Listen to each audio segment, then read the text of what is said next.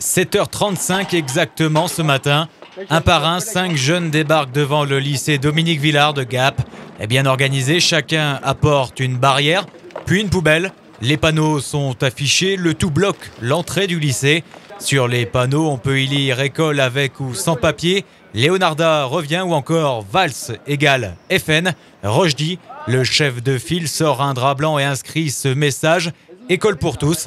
Pour lui, c'est normal d'être aujourd'hui dans la rue. Ouais, c'est super important en fait. Le truc, c'est qu'on est là pour les droits de l'homme. Pour les droits de l'homme, et dans les droits de l'homme, il y a le droit à l'éducation pour tout le monde. Avec ou sans papier, on doit avoir le droit à l'éducation. Et il faut éviter que ces expulsions, commanditées par le ministre de gauche, Manuel Valls, se banalisent. Et il faut vraiment que ça continue, que les mouvements comme ça s'étalent dans toute la France. On a pris exemple sur Paris hier, et aujourd'hui on fait ça pour ces deux personnes, Cathy et Leonarda, pour qu'ils puissent revenir. Parce que l'éducation, c'est primordial. Qu'on ait des papiers ou pas, c'est vraiment super important l'éducation. Les autres élèves arrivent, mais tous ne participent pas au blocage. Certains veulent même se rendre en cours et ne comprennent pas cette mobilisation pour Leonarda. Pour moi, ça sert à rien parce que leur expulsion est totalement justifiée, c'est tout. Je pense ça, voilà, je suis pas d'accord avec eux, mais voilà. Et du côté du lycée, on ne se prononce pas sur le cas Leonarda.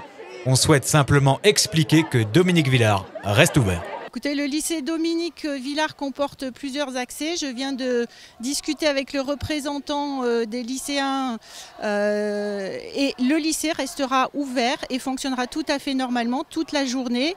Pour tous ceux qui veulent venir en cours, l'accès en face de l'IUT reste ouvert. Il est 10h, les jeunes vont plier bagages et direction les autres lycées avant de rejoindre l'esplanade de la Paix. La police les accompagne, plus de 600 jeunes arpentent les rues de Gap sans le moindre dérapage. À midi, 4 d'entre eux décident d'interrompre le journal de Jean-Marc Passeron pour faire passer leur message. Christine Yvou, maire de Veynes et conseillère régionale, comprend leur colère. Néanmoins, elle espère que ce mouvement ne sera pas repris par des extrémistes pour envenimer la situation. Ce soir, la police rendra son rapport au Premier ministre Jean-Marc Ayrault concernant cette affaire Leonarda. Les jeunes préviennent, ils arrêteront de manifester lorsque Leonarda aura retrouvé le chemin des cours.